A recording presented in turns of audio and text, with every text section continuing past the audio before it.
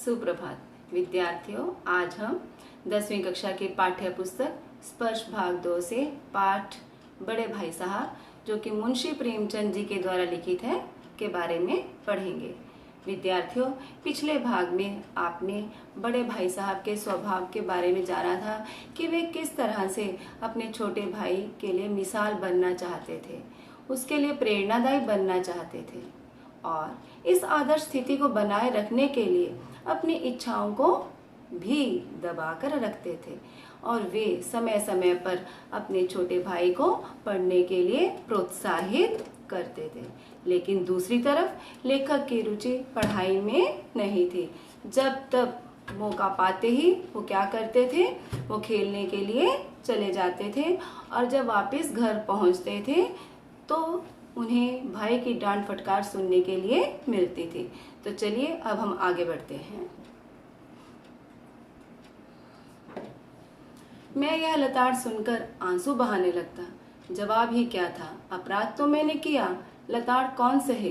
भाई साहब उपदेश की कला में निपुण थे। ऐसी ऐसी लगती बातें कहते, ऐसे ऐसे सूखती बाण चलाते कि मेरे जिगर के टुकड़े टुकड़े हो जाते और हिम्मत टूट जाती। इस तरह जान तोड़कर मेहनत करने की शक्ति मैं अपने में न पाता था और उस निराशा में जरा देर के लिए मैं सोचने लगता, क्यों ना मैं घर चला जाऊं। जो काम मेरे बूते के बाहर है उसमें हाथ डालकर क्यों अपनी जिंदगी खराब करूं। तो विद्यार्थियों, यहाँ पर लेखक बता रहे हैं कि जब उनके भाई उन्हें डांटते थे तो उनकी लताड़ सुनकर, मतलब कि लताड़ का अर्थ होता है उनकी डांट फटकार सुनकर वे दुखी हो जाते और उनके आंखों से आंसू बहने लगते, क्योंकि इसका उनके पास कोई जवाब नहीं था। अपराध तो लेखक ने किया ही था, गलती तो उनकी थी ही, लेकिन लताड़ कौन सहे, ये डांट फटकार कौन सहे। और भाई साहब उपदेश की कला में बड़े ही माहिर थे, निपुण थे। बहुत अच्छे से जो है उसे वे उपदेश दे दिया करते थे और ऐसी ऐसी लगती बातें कहते, ऐसी ऐसी उन्हें बातें कहते थे, ऐसे ऐसे सूखती बाण चलाते थे। सूखती बाण मतलब कि ऐसी कटवी, ऐसी लगने वाली उनको बातें कहते थे जिससे कि उनके जिगर के टुकड़े टुकड़े हो जाते। सूखती बाण होता है ऐसे कि किसी को कोई बात व्यंग में कह देना, ठीक है। तो ये बातें सुनकर लेखक के जिगर के टुकड़े टुकड़े हो जाते। जिगर के टुकड़े होना मतलब कि उनका जो ये बातें उनके दिल में जाकर लगती थी और उनकी हिम्मत हार जाती थी। इस तरह जान तोड़कर मेहनत करने की शक्ति मैं अपने में ना पाता था। जिस तरह से उनके भाई जी जान से मेहनत करते थे, ऐसी शक्ति लेखक जो है अपने में नहीं पाते थे और उस निराशा में जरा देर के लिए मैं सोचने लगता, क्यों ना घर चला जाऊं।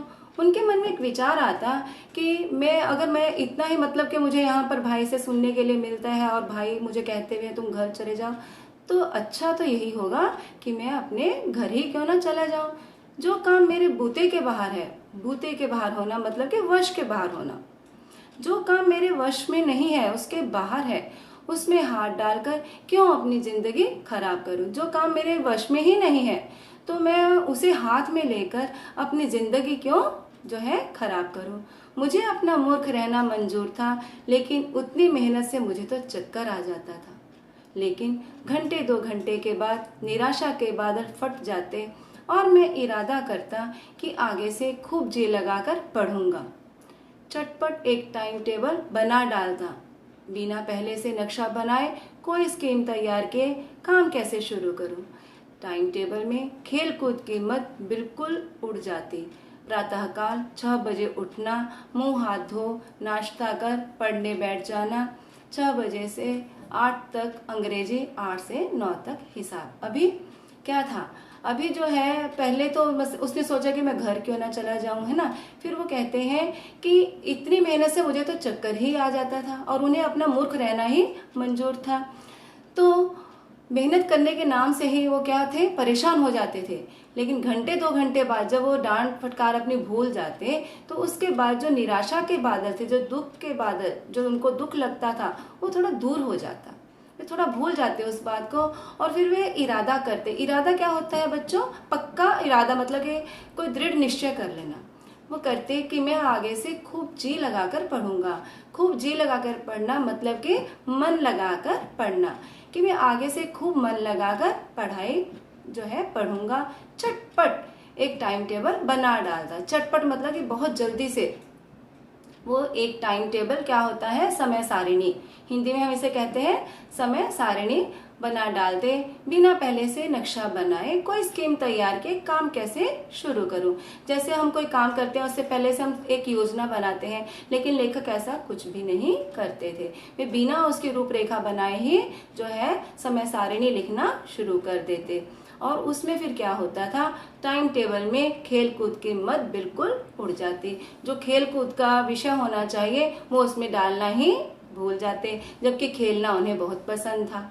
तो क्या होता फिर, प्रातःकाल 6 बजे उठना। उन्होंने क्या उसमें लिखा, प्रातःकाल 6 बजे उठना, मुंह हाथ धो नाश्ता कर पढ़ने बैठ जाना। वो कितने बजे उठते थे, सुबह, प्रातःकाल मतलब सुबह के समय वे 6 बजे उठते, मुंह हाथ धोकर सीधा फिर नाश्ता करके पढ़ाई के लिए बैठ जाते। 6 से 8 तक अंग्रेजी पढ़ते और फिर 8 से 9 तक हिसाब पढ़ते, मतलब कि 1 घंटा हिसाब वो पढ़ते। और फिर उसके बाद 9 से 9:30 तक इतिहास पढ़ते, यानी कि आधा घंटा इतिहास। फिर भोजन और स्कूल, उसके बाद वे भोजन करते और स्कूल चले जाते। 3:30 बजे स्कूल से वापस होकर आधा घंटा आराम। 4 से 5 तक भूगोल, 5 से 6 तक ग्रामर, आधा घंटा हॉस्टल के सामने ही टहलना।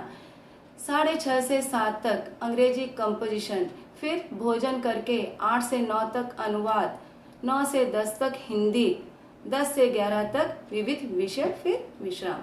वे क्या करते, 9 से 9:30 तक इतिहास पढ़ते, मतलब कि आधा घंटा इतिहास पढ़ते, भोजन करते और फिर स्कूल चले जाते। फिर स्कूल से कब लौटते थे, 3:30 बजे वे स्कूल से वापस आते और आकर आधा घंटा आराम करते। उसके बाद शाम के समय 4 से 5 बजे तक वे भूगोल, यानी कि 1 घंटा भूगोल पढ़ते, 5 से 6 1 घंटा तक ग्रामर करते और फिर थक जाते तो आधा घंटा अपने मन को जो है थोड़ा ये तरोताजा करने के लिए वे क्या करते, हॉस्टल के सामने ही टहलने चले जाते। मतलब कि वो नीचे तो उतरते लेकिन कहीं मैदान में खेलने के लिए नहीं जाते थे, वो केवल हॉस्टल के सामने ही टहलना। और 6:30 बजे से लेकर 6:30 से 7 तक अंग्रेजी में कंपोजिशन, यानी कि आधा घंटा कंपोजिशन में लगाते, फिर भोजन करना और उसके बाद 8 से लेकर 9 बजे तक अनुवाद करना। ये अनुवाद क्या होता है, अनुवाद होता है, कई बार हम अंग्रेजी के वाक्यों का हिंदी में करते हैं और या फिर हिंदी का अंग्रेजी में करते हैं। 9 से 10 तक हिंदी पढ़ते, 1 घंटा वे हिंदी पढ़ते और 10 से 11 तक विविध विषय। विविध क्या होता है, अन्य विषय, जैसे कि आपके जो है इसका ड्राइंग का होता है, फिर आर्ट का रहता है, तो वो विविध विषय उसके बाद करते 1 घंटा और फिर उसके बाद वे विश्राम करते, मतलब कि उनका सोने का समय हो जाता। आइए अब इनके अर्थों को जान लेते हैं।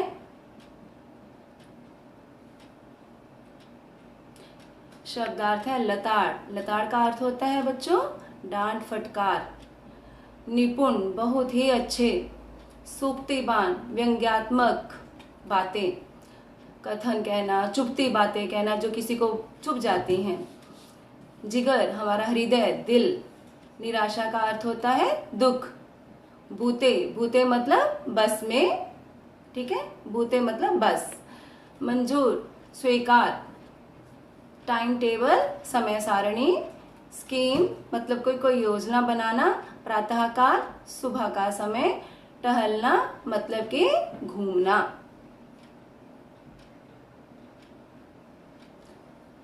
टाइम टेबल बना लेना एक बात है, उस पर अमल करना दूसरी बात। पहले ही दिन से उसकी अवहेलना शुरू हो जाती।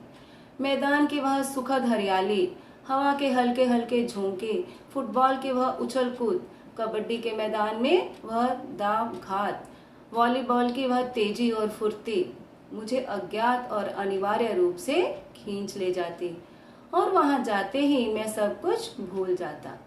हाँ, अभी क्या करते वो, उन्होंने टाइम टेबल तो बहुत अच्छा बना लिया, ठीक है, अपने आप को पूरी तरह से उसमें बांध लिया, लेकिन टाइम टेबल बनाना जो है एक बात है और उस पर अमल करना मतलब किसी चीज को व्यवहार में लाना, ठीक है, वो दूसरी बात है। तो उन्होंने टाइम टेबल तो बना लिया, लेकिन उस पर अमल कर पा रहे हैं नहीं, हम अभी जान लेंगे। पहले ही दिन से उसकी अवहेलना शुरू हो जाती। अवहेलना वाला तिरस्कार। जो टाइम टेबल उन्होंने बनाया था वो उसको बिल्कुल भी अमल में नहीं लाते थे, व्यवहार में नहीं लाते थे। पहले ही दिन से उसका तिरस्कार करना शुरू कर देते। क्यों? क्योंकि मैदान की वह सुखद हरियाली, वो हरे भरे मैदान, हवा के हल्के फुल्के जो झोंके उन्हें लगते थे, अच्छे लगते थे। कमरे में बंद बैठना उनको बिल्कुल भी पसंद नहीं था। फुटबॉल की वह उछल कूद, कबड्डी के दाव घात, वॉलीबॉल की वह तेजी और फुर्ती, ये सब चीजों में वह बहुत माहिर थे और बहुत अच्छे से खेलते थे। तो ये जो चीजें थी, ये जो खेल थे, उन्हें अज्ञात और अनिवार्य रूप से खींच ले जाते। अज्ञात जिसका मतलब ज्ञान ना होना, अनिवार्य जरूरी रूप से उन्हें जो है वो चीजें जो है, जो वो खेल है, वो कहाँ खींच ले जाते? मैदान में खींच ले जाते। और जब वे मैदान में पहुंचते, वहां जाते ही वो सब कुछ जो है भूल जाते। क्या भूल जाते? वह जानलेवा टाइम टेबल, वह आंख फोड़ पुस्तकें, किसी की याद न रहती और भाई साहब को नसीहत और फजीहत का अवसर मिल जाता। मैं उनके साय से भागता, उनकी आंखों से दूर रहने की चेष्टा करता। कमरे में इस तरह दबे पांव आता कि उन्हें खबर ना हो। उनकी नजर मेरी ओर उठी और मेरे प्राण निकले। हमेशा सिर पर एक नंगी तलवार सी लटकती मालूम होती। फिर भी जैसे मौत और विपत्ति के बीच भी आदमी मोह और माया के बंधन में जकड़ा रहता है, मैं फटकार और घुड़कियां खाकर भी खेल कूद का तिरस्कार न कर सकता था। अभी क्या वो गए मैदान में, सब कुछ भूल गए, खेला उन्होंने अच्छे से। क्या भूल गए? वह जानलेवा टाइम टेबल, जो टाइम टेबल उन्होंने बनाया था अपने लिए, वो जान लेने वाला था। वह आंख फोड़ पुस्तकें, लगातार पुस्तकों को आंखें फाड़ फाड़ कर देखते रहना, किसी की उससे जो है याद ही नहीं रहती थी, सब भूल जाते थे, इतना मस्त हो जाते थे खेलने में। और भाई साहब की नसीहत और फजीहत का, अब जो भाई साहब थे फिर क्या होता था, वो खेलने में इतना मस्त हो जाते, जब घर आते तो फिर क्या होता था, उन्हें घर आकर जो है भाई साहब की नसीहत जो वो उसे देते थे सीख, और फजीहत जो उसे अपमान उसका जो वो करते थे, ठीक है, जो उसे नसीहत देते थे, और फजीहत उसका भाई साहब को भी क्या मिल जाता? मौका मिल जाता। मैं उनके साय से भागता। साय मतलब परछाई। जब ऐसा होता तो वे जो है उसके साय से यानी कि उसके परछाई से भी दूर भागते, उनकी आंखों से दूर रहने की चेष्टा करता। वे सोचते, वे कोशिश करते कि कैसे भी करके उनके आंखों से दूर रहें, उनके सामने ना जाएं। वो क्या करते थे इसके लिए? कमरे में दबे पांव आते। दबे पांव आना मतलब कि चुपचाप आते, और ऐसे कि उन्हें खबर भी ना हो। क्यों? क्योंकि अगर उनकी नजर पड़ेगी तो उसे डांटेंगे ही। तो इसके लिए उनकी नजर मेरी ओर उठी और मेरे प्राण निकल गए। यदि भाई साहब की नजर लेखक की तरफ उठी तो क्या होगा? उनके प्राण निकल गए, मतलब उनके चेहरे का रंग ही फीका पड़ जाता था, वे डर जाते थे। हमेशा सिर पर एक नंगी तलवार सी लटकती जो है मालूम होती। हमेशा उनके सर पर जो है अपने भाई के डर का जो खतरा था वो हमेशा उन्हें महसूस होता। फिर भी जैसे मौत और विपत्ति के बीच भी आदमी मोह और माया के बंधन में जकड़ा रहता है, मैं फटकार और घुड़कियां खाकर भी खेल कूद का तिरस्कार नहीं कर सकता था। फिर भी उन्होंने क्या कहा? जैसे मौत और विपत्ति के बीच में आदमी मोह और माया के बंधन में जकड़ा रहता है। जैसे आदमी जो होता है मौत और विपत्ति में भी जो है उन चीजों से स्नेह नहीं छोड़ सकता, संपत्ति से अपना जो लगाव है वो नहीं छोड़ सकता, ऐसे ही वो भी जो है खेल कूद को बिल्कुल भी जो है क्या नहीं कर सकते थे, छोड़ नहीं सकते थे। भले ही उन्हें अपने भाई की फटकार और घुड़कियां मतलब कि झिड़कियां खानी पड़े, फिर भी वो खेल जो है वो सुनते थे और खेल कूद का तिरस्कार जो है बिल्कुल भी नहीं कर सकते थे। तिरस्कार मतलब कि उसका अपमान जो है नहीं कर सकते थे। खेलना उनके लिए बहुत ही अनिवार्य था। चलिए अब इनके अर्थों को जान लेते हैं। अमल करना, पालन करना, किसी चीज को अपने व्यवहार में लेकर आना। अवहेलना, इसका अर्थ है तिरस्कार। अज्ञात, जिसे हम जानते नहीं हैं, ज्ञात के आगे अ उपसर्ग लगा है। अनिवार्य, जो चीज हमारे लिए जरूरी होती है। जानलेवा, जान के लिए खतरा। नसीहत मतलब कि किसी को सलाह देना, सीख देना। फजीहत होता है अपमान। चेष्टा करना, कोशिश करना। दबे पांव, बिना आवाज के चुपचाप चले आना। विपत्ति का अर्थ है मुसीबत। फटकार, डांटना। घुड़कियां, गुस्से से भरी बातें सुनना, इसको हम झिड़की भी कहते हैं। तिरस्कार, इसका अर्थ होता है अपमान। सालाना इम्तिहान हुआ, भाई साहब फेल हो गए, मैं पास हो गया और दर्जे में प्रथम आया। मेरे और उनके बीच में केवल 2 साल का अंतर रह गया। जी में आया भाई साहब को आड़े हाथे लूं। आपकी वह घोर तपस्या कहाँ गई? मुझे देखिए, मजे से खेलता भी रहा और दर्जे में अव्वल भी हूं।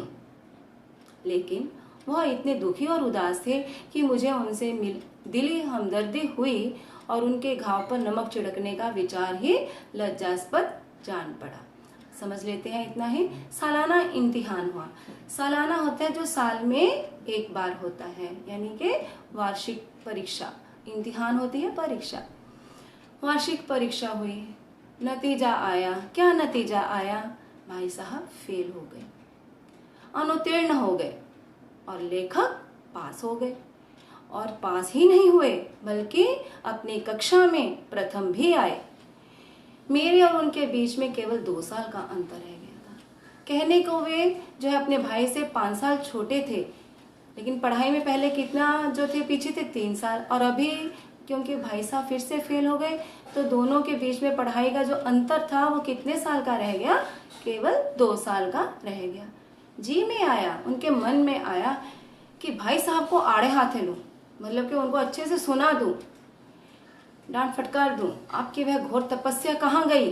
जो आप इतना पढ़ते थे, इतनी कड़ी मेहनत करते थे, वो कहाँ गई? मुझे देखिए, मजे से खेलता भी रहा और दर्जे में अव्वल भी हूँ, कि मैं बड़े मजे से खेलता रहा, लेकिन खेलने के बावजूद भी दर्जे में मतलब अपनी कक्षा में अव्वल हूँ मैं। अव्वल मतलब प्रथम आया हूँ। लेकिन वह इतने दुखी और उदास थे। क्यों उदास थे बड़े भाई? क्योंकि उन्होंने इतनी मेहनत की, मेहनत करने के बाद भी वो क्या हो गए थे? अनुत्तीर्ण हो गए थे। इसके लिए वे दुखी थे, उदास भी थे। तो ये देखकर पहले तो लेखक ने सोचा कि मैं उन्हें सुना दूं अच्छे से, लेकिन बाद में उन्हें उनसे जो है दिली हमदर्दी हुई, मतलब कि सहानुभूति हुई। वे उनके दुख में शरीक होना चाहते थे। तो उन्होंने जो सोचा था कि उनके घाव पर नमक छिड़कने का विचार ही लज्जास्पद। उन्होंने क्या सोचा था कि उन्हें जो है आड़े हाथों लेंगे, लेकिन ये विचार उन्होंने अपने मन से निकाल दिया। क्योंकि घाव पर नमक छिड़कना मतलब कि अगर कोई दुखी है उसको और दुखी करना, तो उसका विचार उन्हें शर्मनाक जो है जान पड़ा। हाँ, अब मुझे अपने ऊपर कुछ अभिमान हुआ और आत्मसम्मान भी बढ़ा। भाई साहब का वह रोब मुझ पर ना रहा। आजादी से खेलकूद में शरीक होने लगा। दिल मजबूत था। अगर उन्होंने फिर मेरी फजीहत की तो साफ कह दूंगा, आपने अपना खून जलाकर कौन सा तीर मार लिया। मैं तो खेलते कूदते दर्जे में अव्वल आ गया। तो क्या हुआ? अभी जो है उनको जो है अपने ऊपर कुछ अभिमान हुआ, मतलब कि घमंड होने लगा और उनका आत्मसम्मान भी बढ़ गया अपने लिए। क्यों? क्योंकि वो जो है फर्स्ट आए थे, अपनी कक्षा में प्रथम आए थे। अब भाई साहब का वह रोब, जो उनका डर था उनके ऊपर, वह नहीं रहा। जो रोब जमाते थे तो उसके ऊपर से अभी नहीं रहा। और आज़ादी से खेलकूद में वे शरीक होने लगे। शरीक होना मतलब कि शामिल होना। दिल मजबूत था। अगर उन्होंने फिर मेरी फजीहत की, फजीहत करना मतलब अपमान किया, तो मैं साफ शब्दों में उनको कह दूंगा, साफ साफ कह दूंगा, आपने अपना खून जलाकर मतलब कि इतना मेहनत करके कौन सा तीर मार लिया। मैं तो खेलते कूदते दर्जे में अव्वल आ गया। मैं तो खेलता भी था, कूदता भी था, इसके बावजूद भी मैं अपनी कक्षा में प्रथम आ गया।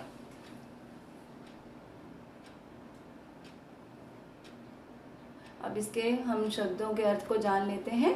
सालाना मतलब कि वार्षिक, जो वर्ष में एक बार होता है। इम्तिहान, परीक्षा। अव्वल, प्रथम। लज्जास्पद, शर्मनाक। अभिमान, घमंड। रौब, डर।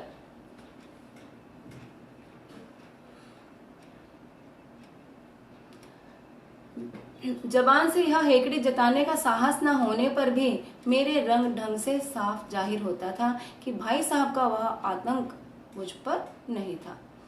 भाई साहब ने मुझे इसे भांप लिया उनकी सहज बुद्धि बड़ी तीव्र थी और एक दिन जब मैं भोर का सारा समय गुल्ली डंडे की भेंट करके ठीक भोजन के समय लौटा तो भाई साहब ने मानो तलवार खींच ली और मुझ पर टूट पड़े। क्या हुआ अभी? उन्होंने सोचा कि अगर भाई ने मुझे दोबारा जो है मेरा अपमान किया तो मैं उन्हें साफ साफ सुना दूंगा। तो उन्होंने सोचा, लेकिन जबान से यह हेकड़ी जताने का जो एक घमंड उनके अंदर हेकड़ी क्या होता है बच्चों? घमंड। ये घमंड जताने का जो है साहस उसमें नहीं था, वे मुंह से नहीं बोल सकते थे, लेकिन जो उनका व्यवहार था उसमें परिवर्तन आ गया था। जो उनका रंग ढंग था उससे साफ जाहिर होता था कि जो भाई साहब का उसके ऊपर भय था बना हुआ वो उसके ऊपर अभी नहीं था। भाई साहब ने जो है, भाई साहब भी कोई कम ये नहीं थे, बुद्धिमान तो वे बहुत थे, तो उन्होंने स्थिति को भांप लिया, वे स्थिति समझ गए। उनकी सहज बुद्धि बड़ी तीव्र थी, बहुत तेज थी। और एक दिन क्या हुआ, जब मैं भोर का सारा समय, भोर मतलब सुबह का समय, पूरा समय गुल्ली डंडे की भेंट करके ठीक भोजन के समय लौटा तो भाई साहब ने मानो तलवार खींच ली और मुझ पर टूट पड़े। मतलब कि उन्होंने जब देखा कि पूरा दिन ये जो है खेल कर, पूरा भोर का समय इसने खेल कूद में बिता दिया है, तो भाई साहब ने जो है क्या किया, उन्होंने तलवार खींच ली और उस पर बरस पड़े। देखता हूँ इस साल पास हो गए और दर्जे में अव्वल आ गए, तो तुम्हें दिमाग हो गया है? मगर भाईजान, घमंड तो बड़े बड़े का नहीं रहा, तुम्हारी क्या हस्ती है। उन्होंने क्या कहा उसे कि वे बरस पड़े और उन्होंने कहा, देखता हूँ इस साल पास हो गए, दर्जे में अव्वल भी आ गए, तो तुम्हें दिमाग हो गया, तो तुम्हें घमंड हो गया है। मगर भाईजान ध्यान से सुन लो, ये जो घमंड है बड़े बड़े का नहीं रहा, तो तुम्हारी तो हस्ती ही क्या है, तुम्हारा अस्तित्व ही क्या है। ये घमंड तो बड़ों बड़ों का भी जो है टूट गया था। उन्होंने उदाहरण देकर समझाया इस चीज को। इतिहास में रावण का हाल तो पढ़ा ही होगा, उसके चरित्र से तुमने कौन सा उपदेश लिया? जो उसका व्यवहार था, चरित्र वाले जो उसका व्यवहार था उससे तुमने कौन सा उपदेश लिया, या यूं ही पढ़ लिया? महज इम्तिहान पास कर लेना कोई बड़ी चीज नहीं होती। तुमने केवल इम्तिहान ही पास किया है, वो कोई बड़ी चीज नहीं है। असल चीज है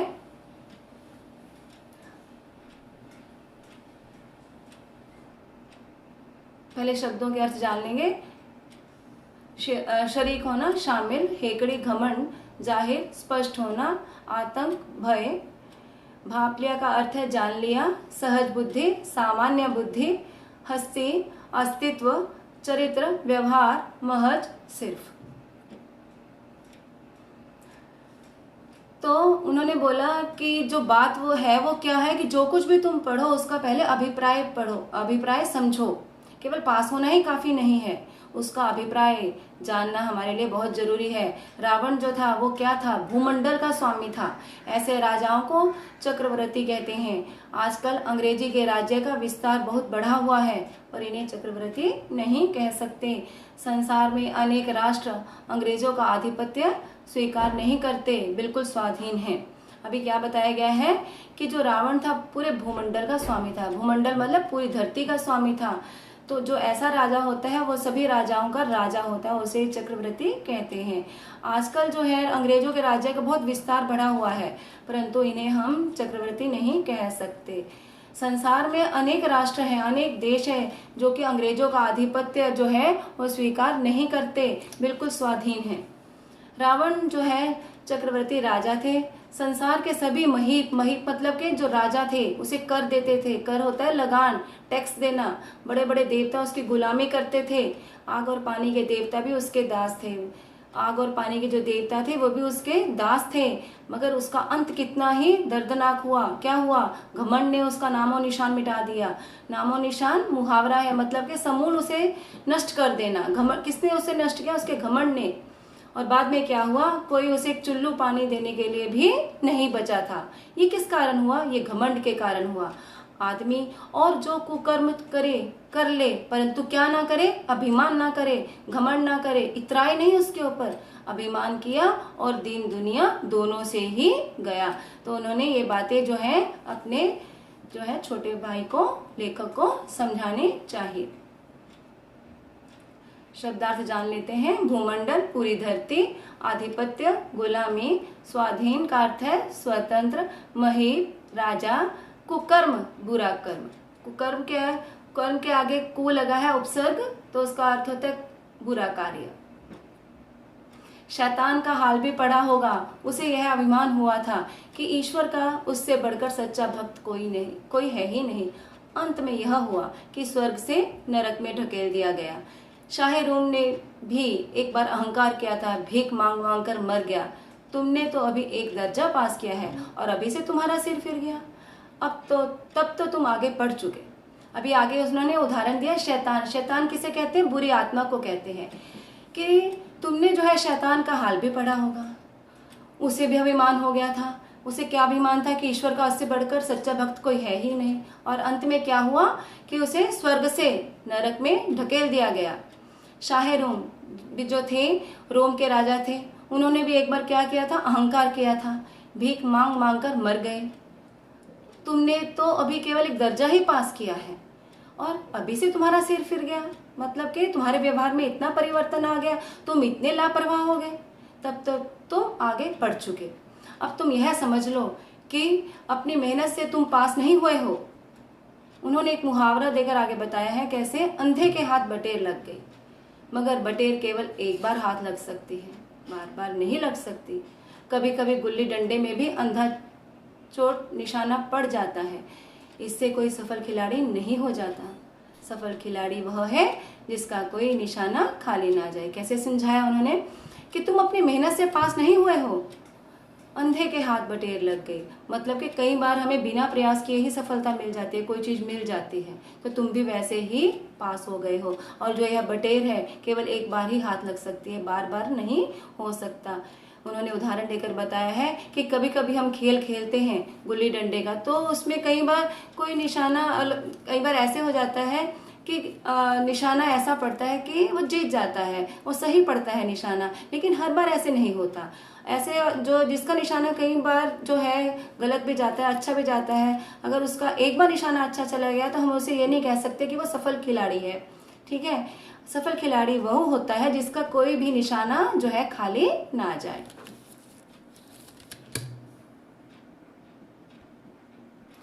शब्दों के अर्थ जान लेते हैं। अभिमान, घमंड। सर फिर गया का अर्थ है लापरवाह होना, अंधे के हाथ बटेर लगना, बिना प्रयास से कोई बड़ी चीज पा लेना, सफल हो जाना, अंधा चोट निशाना, अनजाने में सही निशाना लग जाना।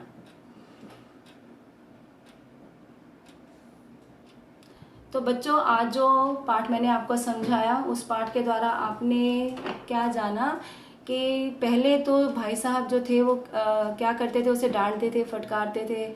छोटा भाई ध्यान से उसके डांट फटकार सुन लेता था, लेकिन बाद में क्या हुआ, उसके जो है उसमें परिवर्तन आ गया। क्या परिवर्तन आया?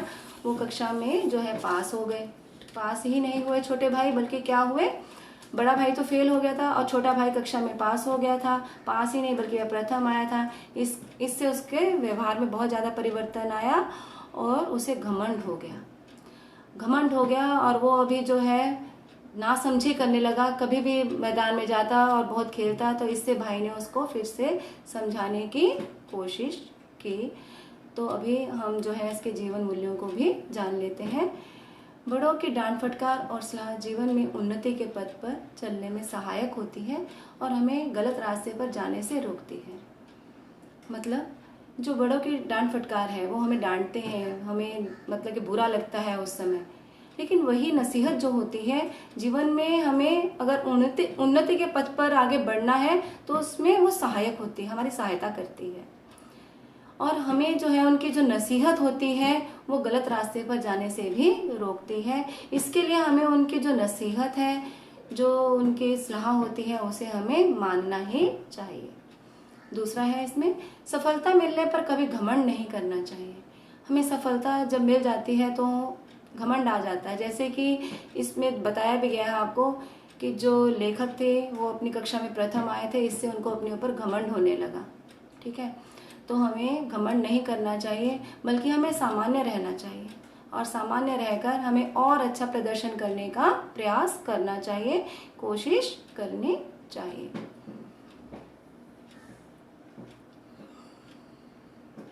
धन्यवाद बच्चों। मैं चाहती हूँ, मैं मतलब उम्मीद करती हूँ कि आपको ये पाठ अच्छे से समझ में आया होगा।